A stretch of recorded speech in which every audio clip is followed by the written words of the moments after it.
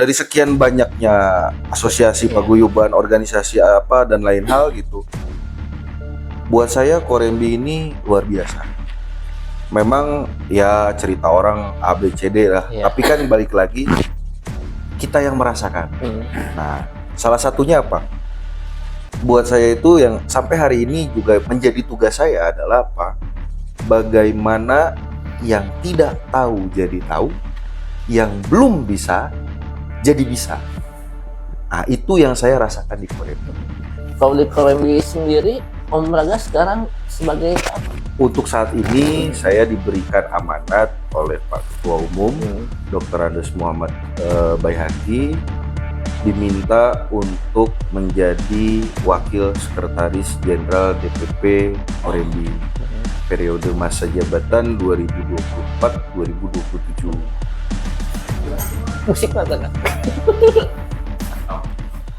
Ya, perkenalkan nama saya Agnal Harismana.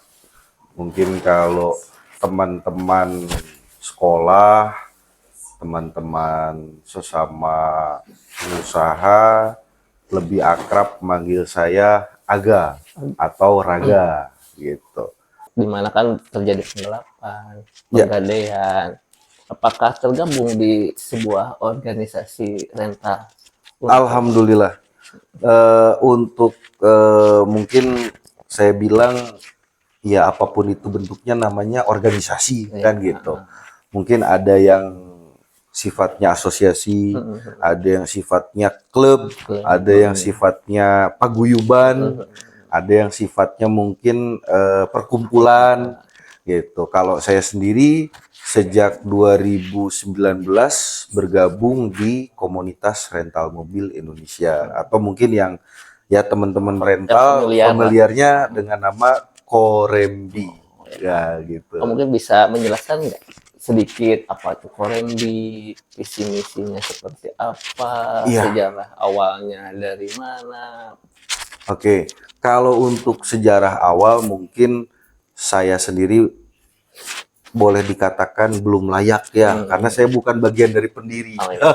2019 ya jadi. Ya, kalau Korembi sendiri itu lahir pada tanggal 10 September 2016. Jadi baru setahun saya collab, Korembi ada. Andai kata waktu itu ada dulu Korembi, mungkin saya nggak collab. Mungkin ya gitu. Jadi pas saya collab, Korembi baru ada gitu.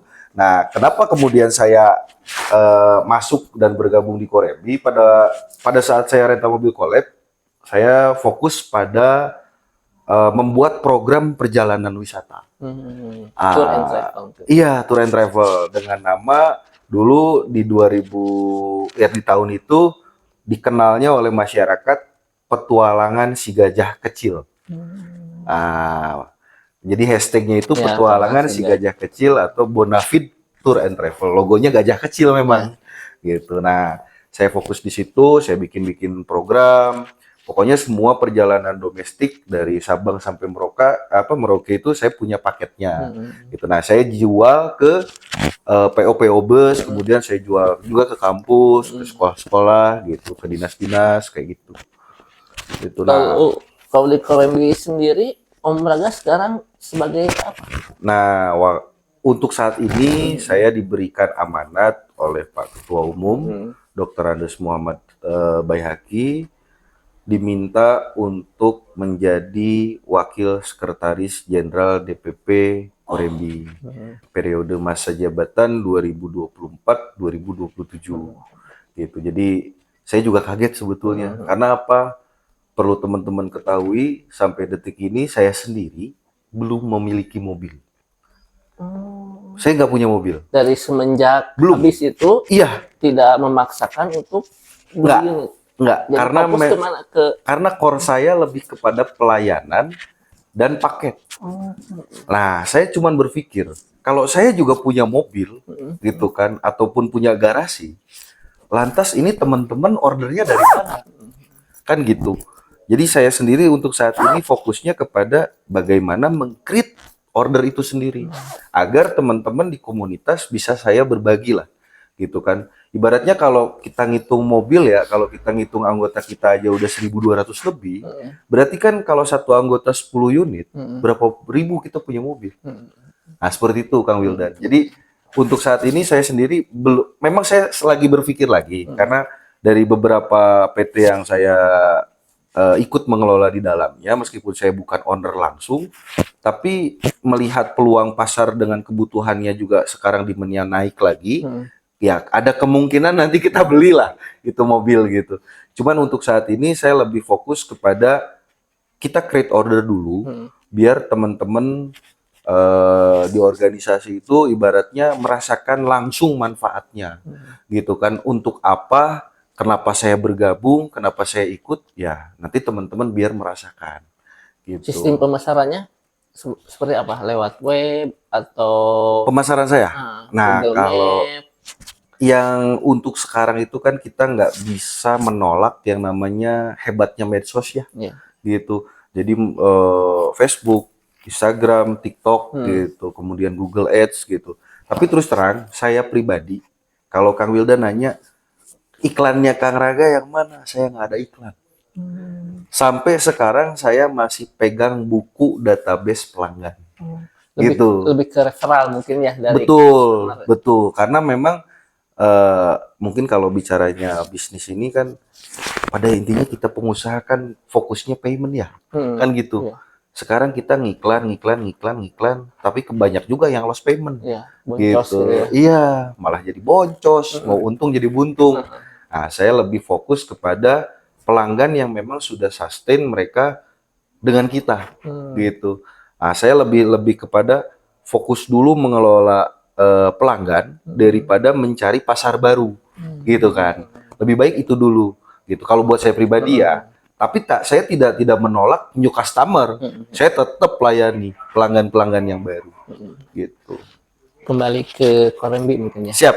Kan awal ketertarikan masuk Korembi. Nah, kenapa saya bergabung dengan Korembi?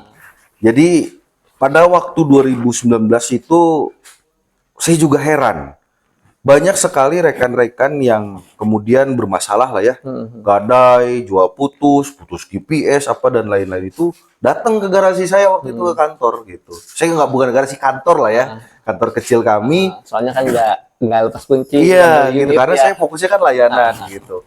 Nah, datang minta bantu. Karena pada waktu itu rekan-rekan rental di Bandung itu bermasalah itu dengan ormas-ormas lah.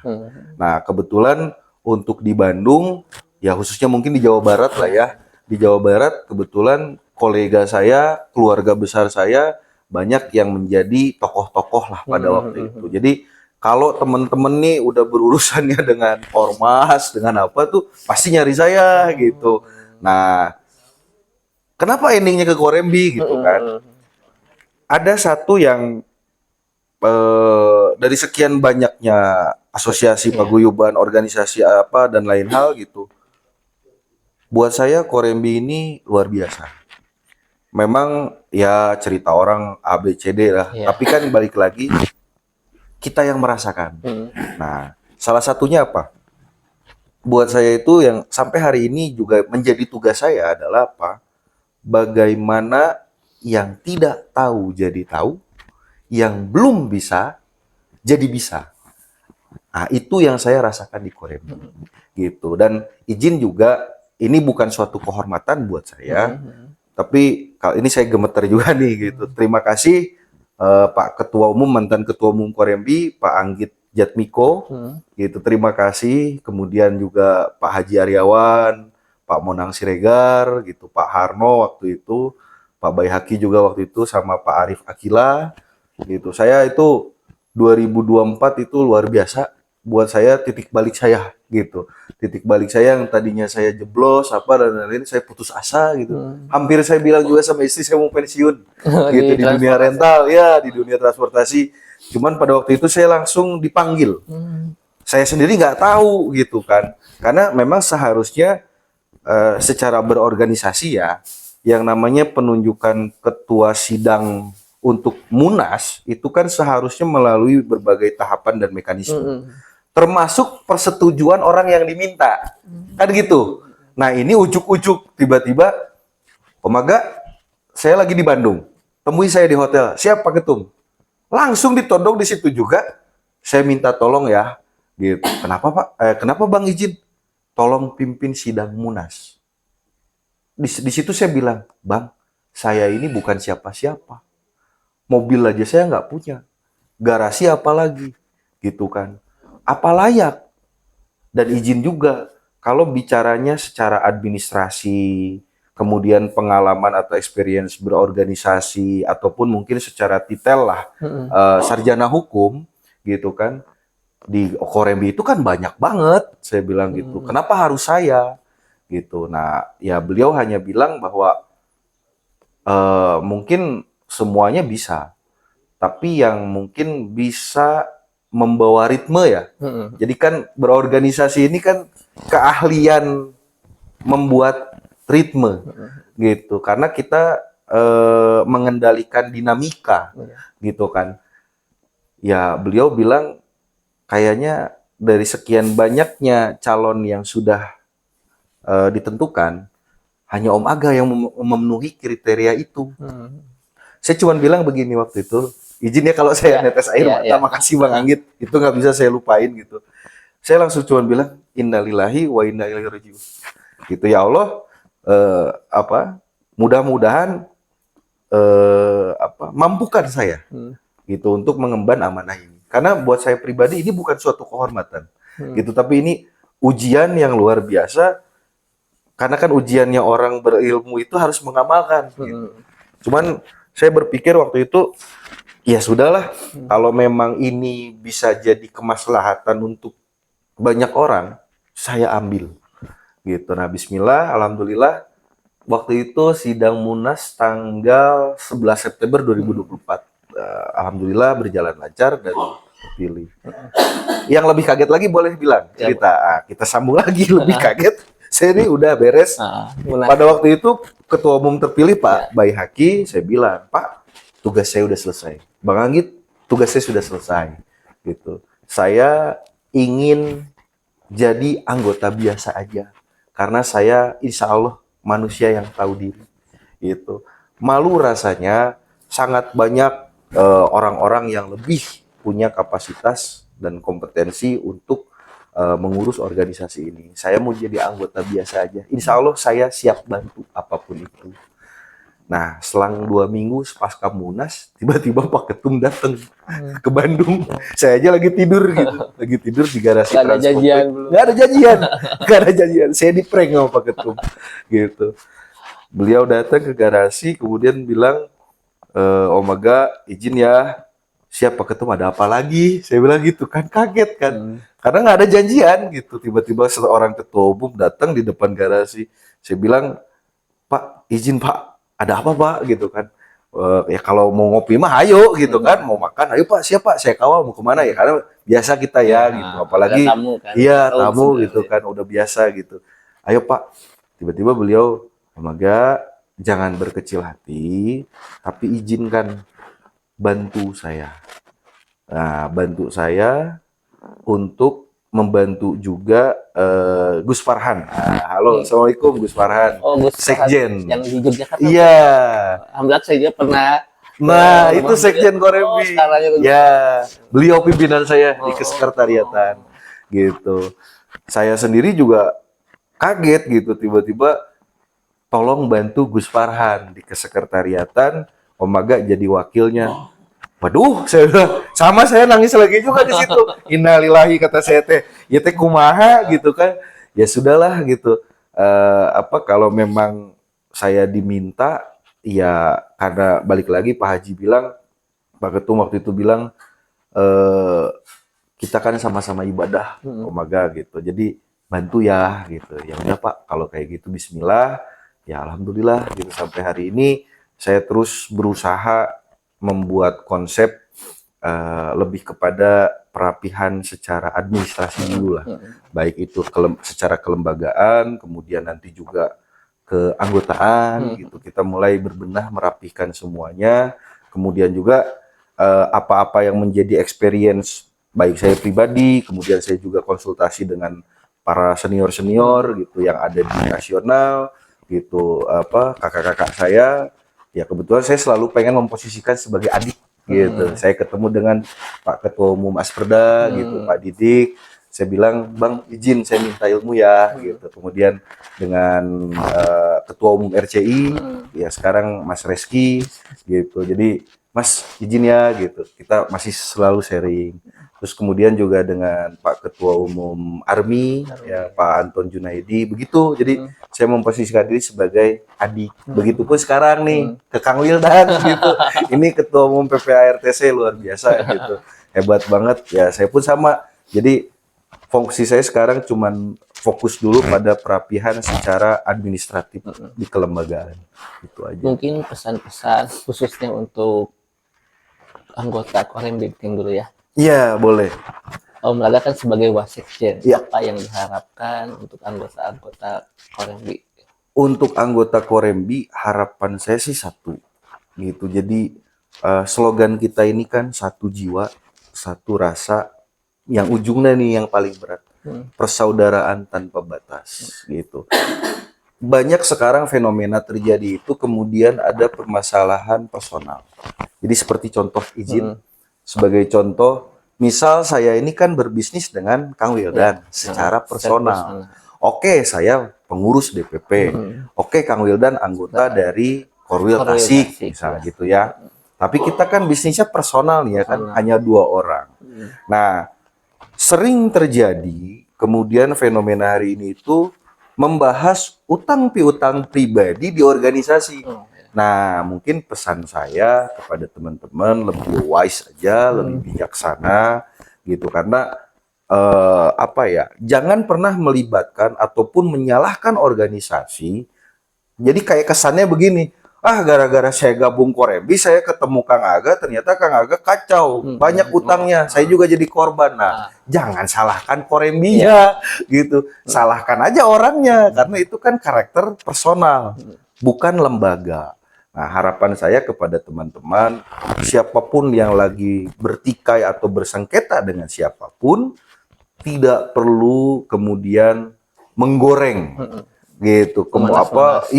Menggoreng masalah, kemudian apalagi berani menyalahkan organisasi.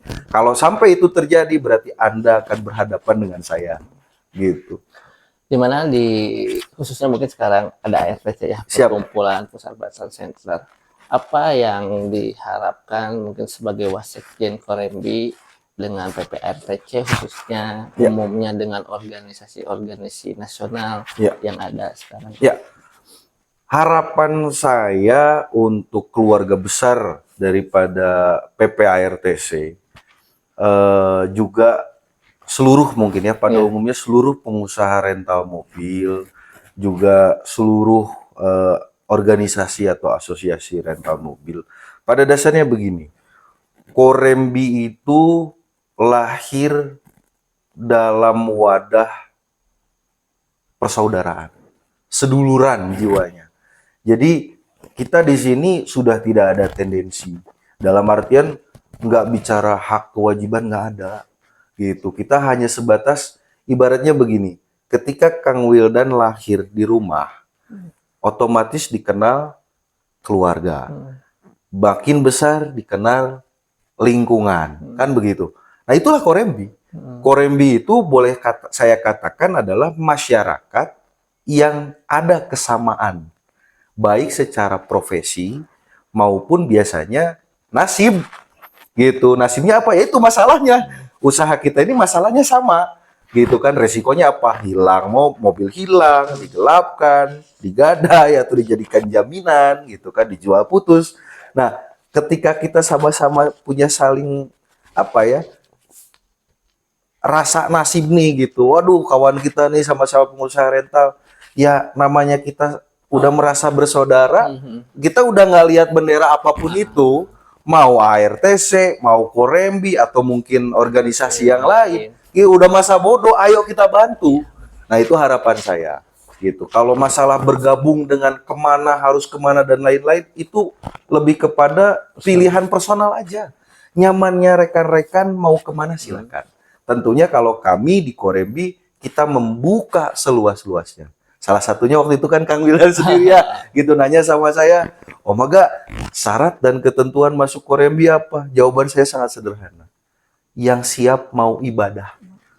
Karena memang wadah ini dibentuk sebagai ibadah gitu. Tidak untuk kemudian maaf. Mungkin kita nggak bisa menafikan ada pengusaha atau ada orang per orang lah ya, personal yang kemudian bergabung dengan apapun itu namanya, niatnya udah aku mau harus dapat order. Aku mau ngiklan aja. Ya itu sih kembali ke diri personal aja Kang, gitu kan. Kalau memang cuman sebatas butuh order ya silahkan. Mau Pengamanan ini silahkan gitu. Cuman yang tidak boleh adalah kemudian menyalahgunakan perangkat yang ada di organisasi. Maka dari itu Korembi sendiri punya divisinya khusus gitu. Kenapa? Karena memang kita namai Satria. Nah, kenapa dinamakan Satria Korembi? Karena untuk orang-orang yang namanya Satria itu apa sih Kang? oh ya artinya apa? Artinya apa? Maknanya aja. Maknanya. Kalau arti saya sendiri belum bisa mengartikan ya. Gitu meskipun saya membaca seluruh naskah tentang organisasi ini. Gitu. Tapi izin para pendiri izin gitu mohon diluruskan kalau ada yang saya salah dari saya mau nanti biar nanti ada mungkin lengkapnya dari Pak Ketum langsung gitu kan. Cuman kalau saya pribadi menafsirkan Satria itu adalah tentang jiwa. Gitu kan. Seorang kesatria itu ya penolong. Gitu. Jadi tidak ada judul wajib eksekusi itu nggak ada gitu. Wajib nolong nggak ada. Tapi namanya seorang kesatria kan gitu. Akang saya teriak, "Kang Wildan, tolong mobil saya gini di Tasik." Katakanlah jangan digade ya, gitu. Mungkin laka ringan, ya kan? Atau kempes ban, lupa nggak ada ban serep, atau nggak ada dongkrak. Tapi kan ketika Kang Wildan mau bantu saya, maka ya orang-orang yang punya sifat mau menolong ini ya seorang kesatria. Gitu. Makanya di Korembi namanya Satria. Nah, itu satuan divisi yang dikhususkan untuk bukan hanya pengamanan unit ya, ketika unit bermasalah atau order konsumen bermasalah, bukan. Tapi lebih kepada memang orang-orang pilihan, tidak semua anggota Korembi ada di Satria. Iya, karena memang itu akan ada syaratnya mungkin. Kalau syarat enggak. Tapi secara prosesi alam dia dengan sendirinya akan muncul.